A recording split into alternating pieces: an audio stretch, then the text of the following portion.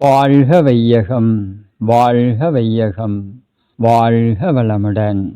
எல்லாம் வல்ல இறைவா, மெய்ப்பொருளே, சுத்த வெளியே, சூழ்ந்தழுத்தும் பேரியக்க பேராதார பேருந்து ஆற்றலே, பேரரே, வற்றாயிருப்பே, காலமெனும் காந்தமே, இப்பேருண்மையை மண்ணுலகில் மாந்தரெல்லாம் உள்ளுணர்வாய் உணர்ந்து உய்யட்டும். அன்னைக்கு வணக்கம், தந்தைக்கு வணக்கம், அருளாய் நிறைந்துள்ள ஆசான் அருள் தந்தை வேதாத்திரி மகரிஷி அவர்களுக்கு வணக்கம். அன்பு குரல் யூடியூப் சேனல் அன்பர்கள் அனைவருக்கும் இனிய வணக்கத்தையும் வாழ்த்தினையும் தெரிவித்துக் கொண்டு இன்றைய சிந்தனைக்கு இயங்கி பெருகிய தன்மை என்ற தலைப்பில் சிந்திப்போம். பகுதி 1. மகரிஷி இந்த வார்த்தையை நமக்கு அடிக்கடி தன்னுடைய ஸ்பீச்சில் சொல்லியிருக்காங்க. இயங்கி பெருகிய தன்மை. நாம் நம்மளுடைய செயல்பாடுகளை சிறப்பான முறையில் வச்சுக்கும்போது, அமைத்து கொள்ளும்போது, அதன் மூலமாக நமக்குள் ஒரு தன்மை பெருகும். நம்ம என்ன செஞ்சாலும், என்ன பேசினாலும், என்ன நினைச்சாலும் அதற்கான தன்மைன்னு ஒன்று இருக்கு.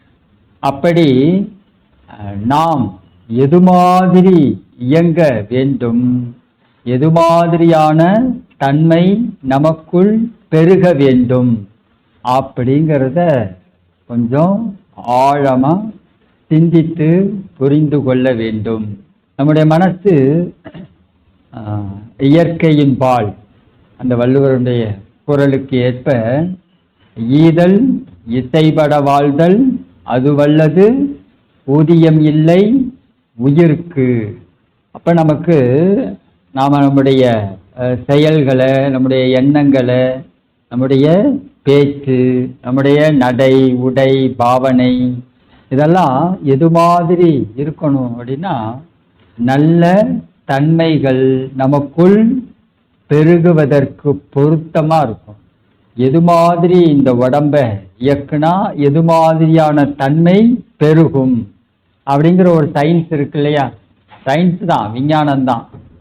உடலை உடலாக இயக்கியதால் பெருகிய தன்மை, மனதை மனமாக இயக்கியதால் பெருகிய தன்மை, உயிரை உயிராக இயக்கியதால் பெருகிய தன்மை, பஞ்சபூதங்களை பஞ்சபூதங்களாக இயக்கியதால் பெருகிய தன்மை.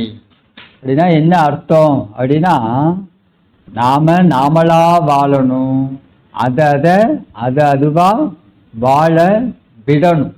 நாம குழப்பம் அடையக்கூடாது, ரெண்டாவது சிக்கல்களை ஏற்படுத்திக்க கூடாது. நாமளா வாழணும். நாம யாரு? மனிதன். இப்போ மனிதன் எப்படி வாழணுமோ அந்த முறையில் வாழும்.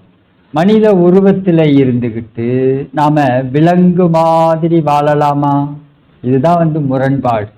நம்ம மனித தோற்றத்தில் இருக்கோம்.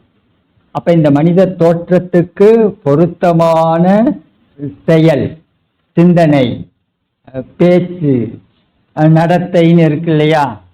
இதை நாம் என்ன பண்ணணும்? வாழ்க்கையாக வாழணும்.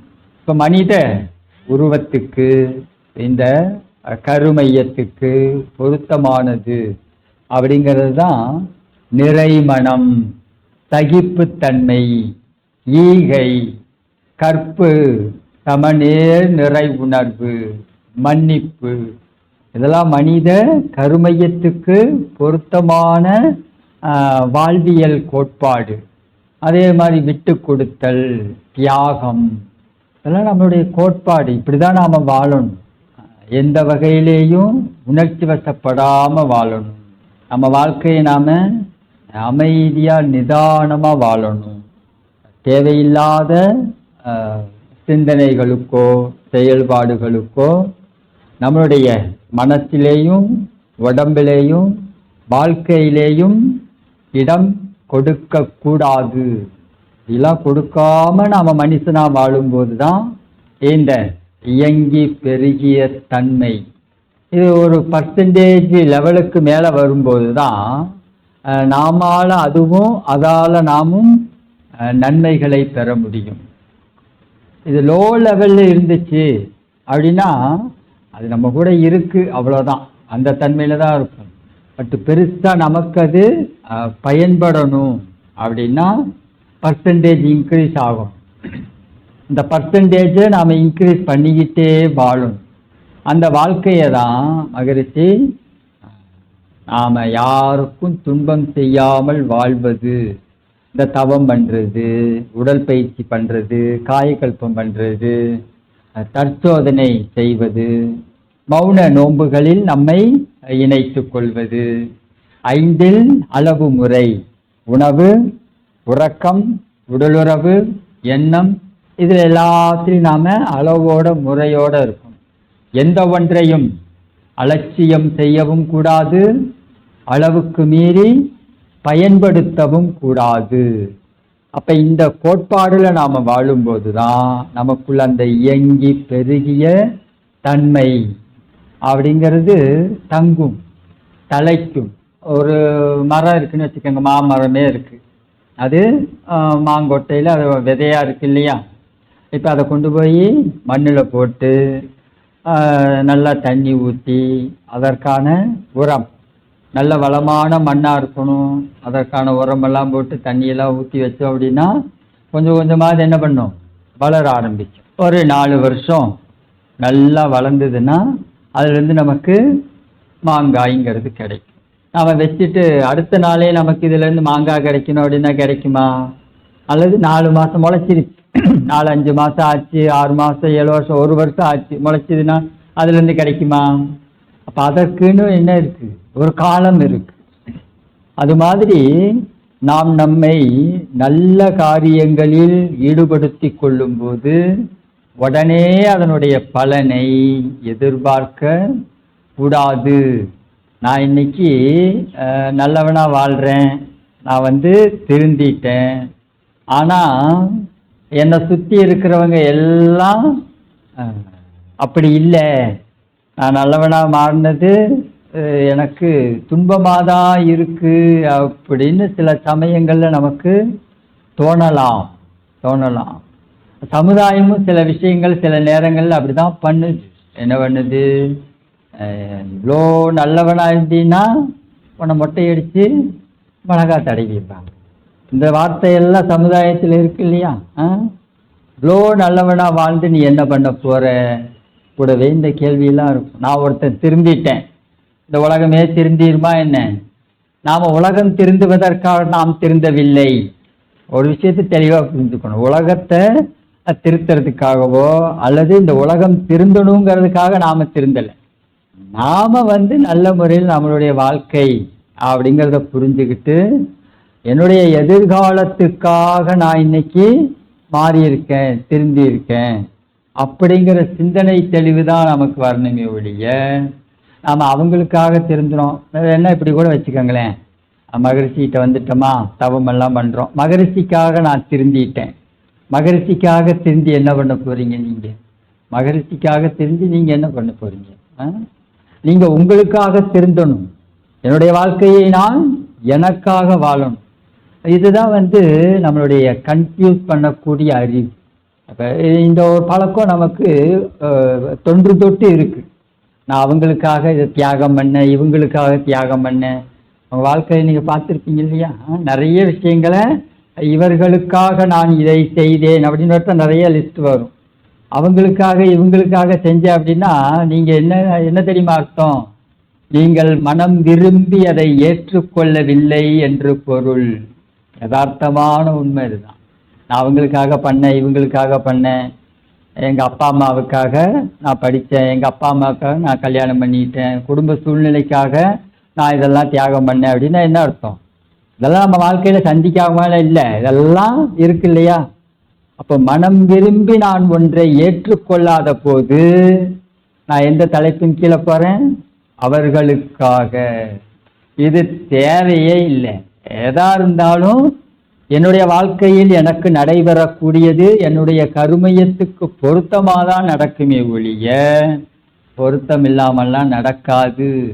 வேலை செய்கிற இடத்துல இருந்து அலுவலகத்தில் நம்முடைய மேலாளர்கள், உதவியாளர்கள், அவங்களுக்காக நான் இதை செய்கிறேன், அவங்களுக்கு குடும்பத்துக்காக நான் இப்படி கஷ்டப்பட்டு உழைக்கிறேன், அதெல்லாம் இல்லவே இல்லை. நம்முடைய கர்ம வினைகளை எந்த வகையில் எந்த முறையில் போக்கிக்கணுமோ அதைத்தான் இறைவன் நமக்கு வாழ்க்கைன்னு கொடுக்குறான். நம்ம கர்ம வினை போகணும் அப்படின்னா யாரால போகும்? வினை கழியாமல் நம்முடைய இந்த தவ வாழ்க்கையில், ஆன்மீக வாழ்க்கையில் நாம் அடுத்தடுத்த நிலைப்பாடுகளுக்கு உயர முடியாது, சான்ஸே கிடையாது. வினை தூய்மை ஏற்படாமல் நமது தவத்தில் அனுபவம் கிடைக்காது. உயிரை பற்றிய உண்மைகளை நம்மால் உணர்ந்து கொள்ள முடியாது. காந்தத்தை பற்றிய உண்மைகளை நம்மால் சிந்திக்க கூட முடியாது, வினை தூய்மை இல்லை என்றால். அப்படின்னா இதெல்லாம் நமக்கு ஏன் நடக்குது, எதுக்காக நடக்குது? இந்த நிகழ்ச்சிகள் நம்முடைய வினை தூய்மைக்காக நடைபெறுகிறது அப்படிங்கிற அந்த புள்ளியில நாம நிற்கணும். அதை விட்டுட்டு எங்க நிற்கிறோம்? அவங்களுக்காக இவங்களுக்காகன்னு யோசிக்கிறோம் இல்லையா? சொல்ற மாதிரி தப்பு கணக்கிட்டு நான் ஒன்றை எதிர்பார்த்தால் ஒப்புமோ இயற்கையின் நீதி. ஒரு விஷயத்தை நம்ம மாற்றி புரிஞ்சுக்க கூடாது, உள்ளதை உள்ளவாறு புரிந்து கொள்ள வேண்டும். நாம நம்முடைய வாழ்க்கைய த விசிபிள் இன்விசிபிள், கண்களுக்கு புலன்களுக்கு புலப்பட்ட நிகழ்ச்சிகளோடையும் கண்களுக்கு புலன்களுக்கு புலப்படாத இயக்கங்களோடையும் கலந்து தான் நம்முடைய வாழ்க்கையை வாழ்றோம். அப்ப கண்ணு காது மூக்க பயன்படுத்தி வாழும்போது அந்த வாழ்க்கை இதெல்லாம் தாண்டி இதையெல்லாம் நடத்துறது யாரு அப்படின்னா அந்த விசிபிள் தாண்டி இன்விசிபிள் தான் நடத்துது. கண்களுக்கு புலப்படாத ஒரு இயக்கம், ஆற்றல், இதுதான் என்ன பண்ணுது? நம்மளை வழி நடத்துது. நம்முடைய வினைத்தன்மைகளை நமக்குள்ள இருந்து சீரமைக்குது. அப்படிங்கும்போது நாம இந்த இன்விசிபிளை பற்றி கொஞ்சம் ஆராய்ச்சி பண்ணணும், சிந்திக்கணும். நம்ம ஏதோ கண்ணால காதால மூக்காலேயே வாழ்ந்துட்டு போயிடக்கூடாது.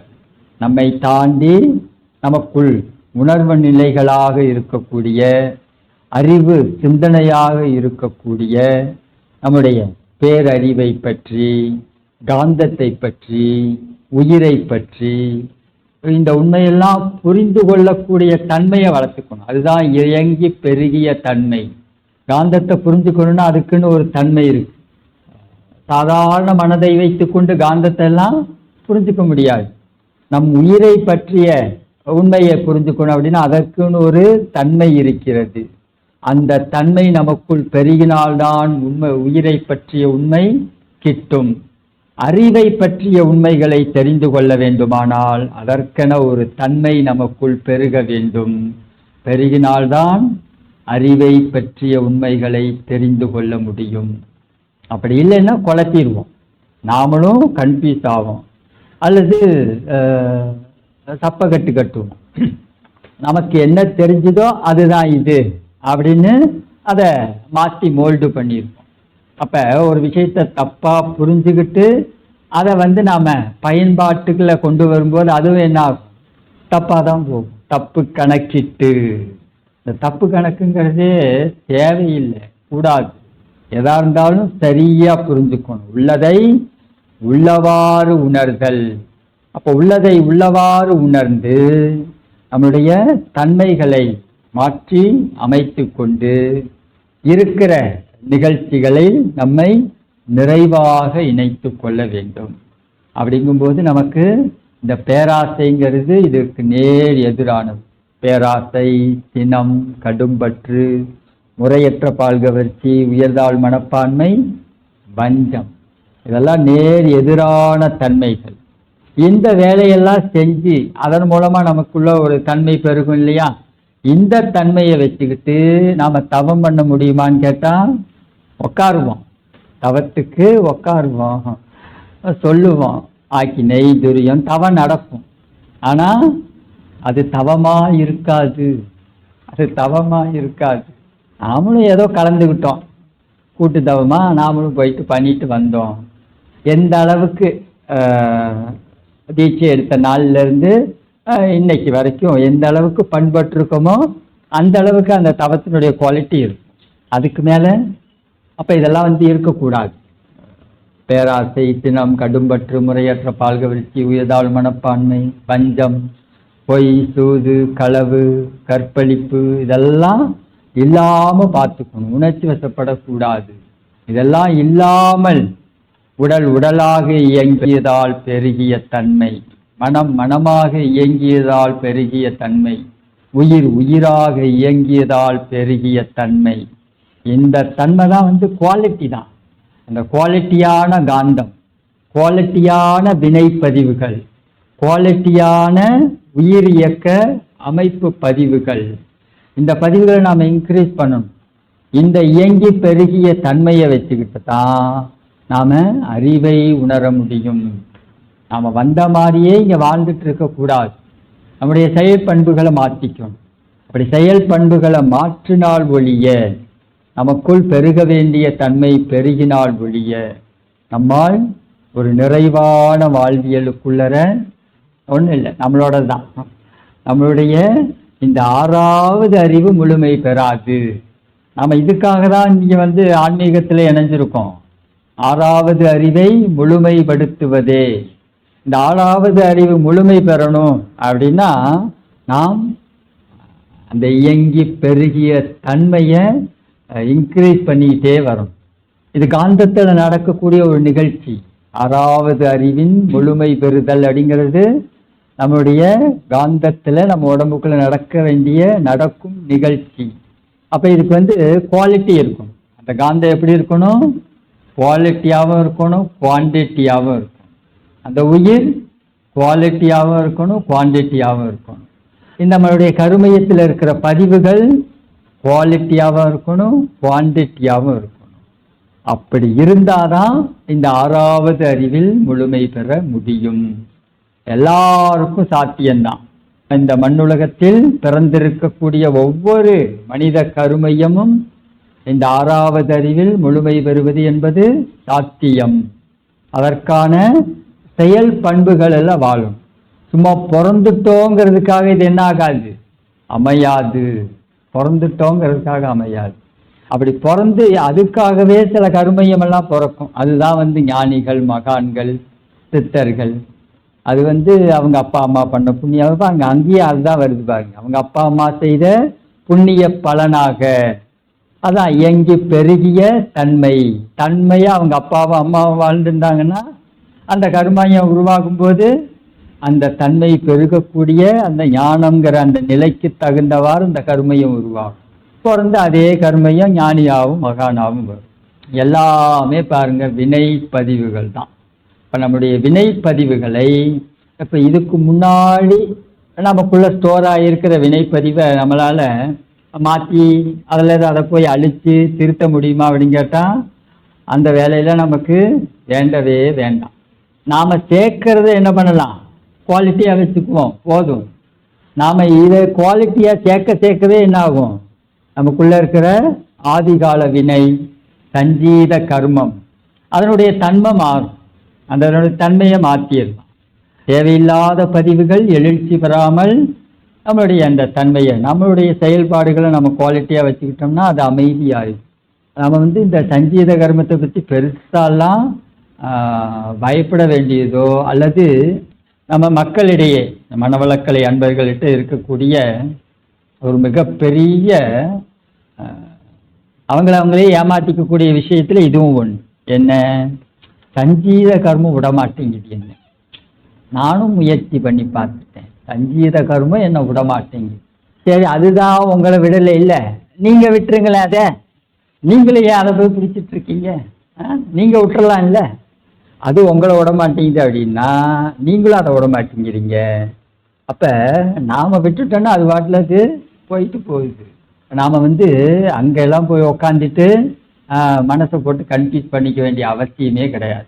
உங்களுக்கு கொடுக்கப்பட்ட டூல்னு ஒன்று இருக்கு இல்லையா, பிராதாப்த கர்மம். நீங்கள் செய்கிற கர்ம வினையை நல்லபடியாக வச்சுக்கோங்க. அது சஞ்சீத கர்மத்தில் அதில் நல்லதும் இருக்குது அல்லதும் இருக்குது, புண்ணிய பதிவுகளும் இருக்குது, பாவ பதிவுகளும் இருக்குது. அப்போ நீங்கள் உங்களுடைய பிராதாப்த கர்மத்தை குவாலிட்டியாக வச்சுக்கிட்டீங்கன்னா இப்போ சஞ்சீத கர்மத்தில் இருக்கிற குவாலிட்டியான பதிவுகள் எல்லாம் என்ன பண்ணிடலாம், மேலே கொண்டு வந்துடலாம். அவ்வளோதான் விஷயம். சயின்ஸு தான் இது. அப்போ நீங்கள் எப்படியோ அதே மாதிரி உங்களுடைய சஞ்சீத கர்மமும் டியூன் ஆகும். நீங்கள் போய் அதை பற்றியெல்லாம் யோசிக்காதீங்க, தேவையே இல்லை. சஞ்சீத கர்மத்தை அதாவது இருக்குன்னு நமக்கு மகரிஷி என்ன பண்ணாங்க, அதை அடையாளப்படுத்தி காட்டினாங்க, அவ்வளோதான். அதுக்காக எனக்கு நடக்கிறதெல்லாம் அதுதான் காரணம், என்ன அது விட மாட்டேங்குது. இந்த விஷயம், இந்த சிந்தனை நமக்கு தேவையே இல்லை. நம்மகிட்ட பிராதாப்த கர்மங்கிற பெரிய டூல் இருக்கு. அதை நாம் இன்க்ரீஸ் பண்ணுவோம்ல, அதை நல்ல முறையில் நாம் இன்க்ரீஸ் பண்ணிட்டோம் அப்படின்னா இதுக்கு ஏற்றவாறு அது என்ன பண்ணும், தன்னைத்தானே டியூன் பண்ணிக்கும். அல்லது அடியில் போயிடும், நல்லது மேலே வந்துடும். அப்போ அதோடு சேர்த்து நம்முடைய வாழ்க்கையை வாழலாம். நம்முடைய பெரியவங்க, நமக்குடைய முன்னோர்கள் வெறும் பாவம் மட்டும்தான் பண்ணியிருக்காங்க, விளங்கின பதிவு மட்டும்தான் இருக்கு அப்படிலாம் இல்லை, நல்லதையும் பண்ணியிருக்காங்க இல்லையா. இந்த பிரபஞ்சத்திலேயே 5% தான் இந்த பேரியக்க மண்டலம், பாக்கி 95% சுத்த வெளி தான். இதே கோட்பாடு தான் நமக்குள்ளேயும். இவ்வளோ சுத்த வெளியாக இருக்கக்கூடிய ஆட்கள் தான் நம்மளை நடத்திட்டு இருக்கு, நம்மளுடைய செல்களை ஒழுங்கமைச்சு இயக்கிட்டு இருக்கு. அப்போ நாம் போய் ஏன் அப்போ நம்ம நெகட்டிவாக நினைக்க என்ன ஆகுது, நெகட்டிவ் எல்லாம் மேலே வருதுப்பாங்க. அதனால தான் பெரியவங்க சிம்பிளாக சொன்னாங்க, பாசிட்டிவாக நல்லதையே திங்க் பண்ணுங்க, நல்லதையே பேசுங்க, நல்லதையே எண்ணுங்க, நல்லபடியாக வாழுங்க அப்படிங்கிற சிம்பிளாக சொன்னாங்க. ஆனால் அந்த லாஜிக் நமக்கு அது புரியல. இங்கே மகரிஷிகிட்ட சேர்ந்ததுக்கப்புறம் பயிற்சிகள் எடுக்க தான் இந்த லாஜிக் என்னன்னு புரியுது. நல்லதையே ஏன் சிந்திக்க வேண்டும், நல்லதையே ஏன் செய்ய வேண்டும், நல்லபடியாக ஏன் நம்மளுடைய வாழ்க்கை வாழணும்னா உள்ளே இருக்கக்கூடிய நல்ல தன்மை அப்போ தான் மேலே வரும். நம்முடைய செயல் பண்புகள் எவ்வாறு, எந்த தன்மையில், எந்த நிலைமை நிகழ்ச்சியில் இருக்கோ, எது மாதிரியான தன்மையோடு இருக்கிறதோ அது மாதிரியான தன்மைகள் உள்ளிருந்தும் மேலே வரும். இன்னொரு பக்கம் இந்த ஸ்பேஸில் இருந்தும் நமக்கு கனெக்ட் ஆகும். அப்போ இந்த 2 பக்கமும் இருக்கக்கூடிய இந்த நிகழ்ச்சியை நாம் என்ன பண்ணலாம், நம்ம கொஞ்சம் பாசிட்டிவாக மாற்றிட்டோம் அப்படின்னா நம்ம ஸ்பேஸில் இருக்கிறதும் பாசிட்டிவாக வரும், நம்ம கர்மயத்தில் இருக்கிறதும் பாசிட்டிவாக நம்மளோட கனெக்ட் ஆகும். அப்போ இந்த தன்மை பெருக இது உண்மையை நாம் முதல்ல நல்லபடியாக புரிஞ்சுக்கும். இதை கன்ஃபியூஸ் பண்ணிக்கக்கூடாது. பெருசாக சஞ்சீத கர்மம்லாம் பயப்படவும் தேவையில்லை. அது பெருசாக பூதாகாரமாக ஆக்கிட்டு நம்ம நம்மளுடைய திறமையை குறைச்சிக்கணும்னு அவசியமும் இல்லை. நாம் நம்மளுடைய கடமையை செய்வோம், செஞ்சுக்கிட்டு இன்றைய கடமை நிறைவாக செய்து நாளைய கடமைக்கு தயாராகும், அவ்வளோதான். அப்போ இன்றைய கடமையை நாம் நல்லபடியாக பண்ணும்போது குவாலிட்டியாக அதை நல்லபடியாக பண்ணணும். அதை தேவையில்லாத தன்மைகள், தேவையில்லாத பதிவுகள் இன்க்ரீஸ் ஆகிற மாதிரி பண்ணிடக்கூடாது. அதுதான் நிறைமனம், சகிப்புத்தன்மை, ஈகை, கற்பு, சமநேர், நிறை உணர்வு, மன்னிப்பு, விட்டு கொடுத்தல், தியாகம். இந்த உணர்வுகளோடு நாம் வாழ்ந்தோம் அப்படின்னா நம்மளுடைய வாழ்க்கையை எந்த வகையிலையும் நமக்கு தேவையில்லாத நெகட்டிவான விஷயங்களோ நெகட்டிவான எனர்ஜியோ லோட் ஆகாது. இப்போ கொஞ்சம் நாம் அப் அண்ட் டவுனில் இருந்துகிட்ருக்கோம், சரியா? இப்போ தான் மனவளக்கலைக்குள்ளே வந்திருக்கோம், நாம் தான் அடி எடுத்து வைக்கிறோம். அப்படிங்கும்போது கொஞ்சம் அப் அண்ட் டவுன் ஆகும். எப்படி கடற்கரை ஓரத்தில் அலைகள் இருந்துக்கிட்டே தான் இருக்கும். நாம் இந்த அலைகளை தாண்டி கொஞ்சம் ஒரு 500 அடி 1000 அடி உள்ளே போகணும் அப்படின்னா மறுபடியும் என்ன பண்ணும், இந்த அலை நம்மளை கரையில் தள்ளி விட தான் செய்யும். ஆனால் இந்த அலையை தாண்டி உள்ளே போயிட்டோம் அப்படின்னா ஆழ்கடல் அமைதியாக இருக்கிறது, அங்கே எந்த துன்பமும் கிடையாது. இப்போ நம்ம இதில் நம்மளை நாம் சீர்திருத்திக்கணும், நம்மளை மாற்றிக்கணும்னு முயற்சி பண்ணும்போது பல தொந்தரவுகளும் பலவிதமான சிக்கல்களும் மறுபடியும் நம்மளுடைய பழக்கத்திலேயே கொண்டு போய் நிறுத்துறதுக்கு முயற்சி செய்யும். கண்டிப்பாக அதெல்லாம் நடக்கும். இதெல்லாம் நடக்காமலாம் இருக்கவே இருக்காது. ஆனால் அதையும் தாண்டி நீங்கள் என்ன பண்ணணும், வைராக்கியத்தோட மன உறுதியோடு இருந்து சில வினைகளை, சில செயல்களை, சில பழக்கங்களை நான் தொடர மாட்டேன் அப்படிங்கிற முடிவோட இருக்கணும். அதே சமயத்துல நல்ல விஷயங்களை, நல்ல பழக்கங்களை அந்த இடத்துல உருவாக்கி டெய்லி உடற்பயிற்சி பண்றது, டெய்லி காயகல்பம் பண்றது, டெய்லி தற்சோதனை பண்றது, டெய்லி தவம் செய்வது, மௌனத்துக்குன்னு ஒரு ஷெட்யூல் ப்ரோக்ராம் ரெடி பண்ணிட்டு மௌன நோன்பை இருப்பது அப்படின்னு இந்த நல்ல திட்டங்களில் நம்மை ஆழமாக ஈடுபடுத்தி கொள்ள வேண்டும். அப்ப இதன் மூலமா பெறுகிறது தான் இயங்கி பெருகிய தன்மை. அப்ப இந்த குவாலிட்டியான காந்தம் தான், இந்த குவாலிட்டியான வினைப்பதிவுகள் தான் நம்மில் இருக்கக்கூடிய அந்த பூரணமான அறிவாட்சி தரம், ஆறாவது அறிவில் முழுமை பெறுவதற்கான நிகழ்ச்சியை நமக்குள் உருவாக்கும். அதற்கான பீடமே இதுதான். ஆறாவது அறிவு நடைபெற வேண்டிய ஒரு கட்டமைப்புக்கு பீடமா இருக்கிறது எதுன்னு கேட்டா இதுதான், இயங்கி பெருகிய தன்மை. அது கொஞ்சம் கொஞ்சமாக தான் இன்க்ரீஸ் பண்ணணும், நாளுக்கு நாள் இன்க்ரீஸ் பண்ணிக்கிட்டே வரணும். அப்ப உடம்பா இயக்கணும், மனசை மனமாக இயக்க வேண்டும், உயிரை உயிராக இணக்க வேண்டும், பழுதுபடுத்தி விடக்கூடாது. இந்த உடம்ப பழுதுபடுத்தாம உடம்பை இயக்கணும், மனசை பழுதுபடுத்தாம மனசை இயக்கணும், உயிரை பழுதுபடுத்தாமல் இயக்கி பழக வேண்டும். சிதைச்சிடக்கூடாது. அணுச்சிதைவு, காந்த சிதைவு, உயிர் சிதைவுன்னு வருது இல்லையா? உணர்ச்சி வசப்படாது, அவ்வளவுதான், சிம்பிள். உணர்ச்சி வசப்படாம நாம வாழ்ந்தோம், எந்த வகையிலையும் இந்த விளங்கின தன்மை அப்படியே மேல வராம வாழ்ந்தோம் அப்படின்னா நமக்குள்ள இந்த இயங்கி பெருகிய தன்மை நல்ல முறையில டெவலப் ஆகிட்டே வரும். இது டெவலப் ஆகி நமக்கு நிறைவாக நாம் சென்று சேரக்கூடிய இடம்தான் ஆறாவது அறிவில் முழுமை பெறுதல். மனிதன் என்ற தோற்றத்தில் மட்டும் இல்லாமல் முழுசா மனிதனாக வாழுதல். மனுஷனா வாழ்றதுக்கு அந்த நிலைக்கு அங்க போனதுக்கு அப்புறம் தான் அமையும். அப்ப இங்க போயிட்டே இருக்கும்போதே என்ன அந்த தன்மையை சேர்த்துக்கிட்டே அந்த இடத்துக்கு போயிடும். அப்போ உருவ தோற்றத்தில் மட்டும் மனிதனாக இல்லாமல் எல்லா நிகழ்ச்சிகளிலும் எண்ணம் சொல் செயல் வழியாகவும் நாம் மனிதனாக வாழும்போதுதான் அந்த இயங்கி பெருகிய தன்மை.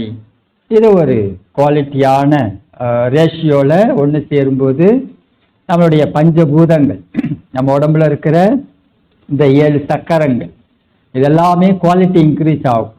7 சக்கரங்களுக்கும் குவாலிட்டி இன்க்ரீஸ் ஆகும். கருமையம் தூய்மையாகும். தூய்மையான இந்த ஆற்றல்கள் ஒன்று திரண்டு நமக்கு இந்த ஆறாவது அறிவில் முழுமை பெறுதல் அப்படிங்கிற நிகழ்ச்சி நடக்கும். ஸோ இதற்காக தான் நாம் மனவளக்கலையில் நம்மை இணைத்து கொண்டுள்ளோம். மகரிஷியும் இதற்காகவே மனவளக்கலையை நமக்கு அருளி இருக்கிறார்கள். நம்ம தொடர்பு கொள்ளக்கூடிய முறையில் அப்படி நல்ல முறையிலிருந்து தொடர்பு கொள்ளும். முறை மாறிடுச்சுனாலும் என்ன ஆகும்? விளைவு மாறி. தொடர்பு கொள்ளும் பொருள், இடம், காலம், தன்மை, திறமை, நோக்கம், இதற்கு ஏற்ப விளைவுகள் மாறும். அதில் கவனமா இருக்கும். இயங்கி பெருகிய தன்மை, இந்த இயங்கி பெருகிய தன்மை இது நமக்குள்ள எது மாதிரி விளைவுகளை உருவாக்கும்?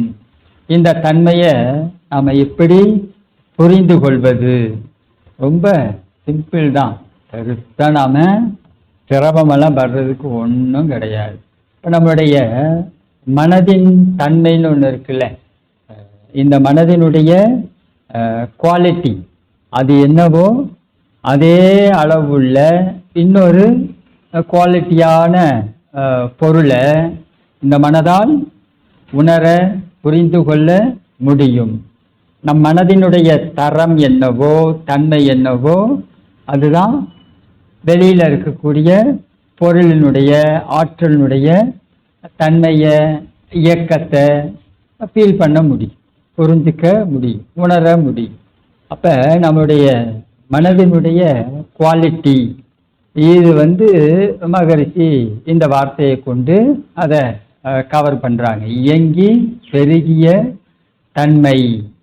இந்த இயங்கி பெருகிய தன்மை அப்படிங்கிறது இதன் தொடர்ச்சியை அடுத்த பகுதியில் சிந்திப்போம். இந்த சிந்தனை உங்களுக்கு பிடித்திருந்தால் நம்மளுடைய யூடியூப் சேனலை சப்ஸ்கிரைப் பண்ணிக்கோங்க. தெரிந்த அன்பர்களுக்கு ஷேர் பண்ணுங்க. இந்த சிந்தனை பற்றிய கருத்துக்கள் வரவேற்கப்படுகின்றன. நன்றி, வாழ்த்துக்கள், வாழ்க வளமுடன்.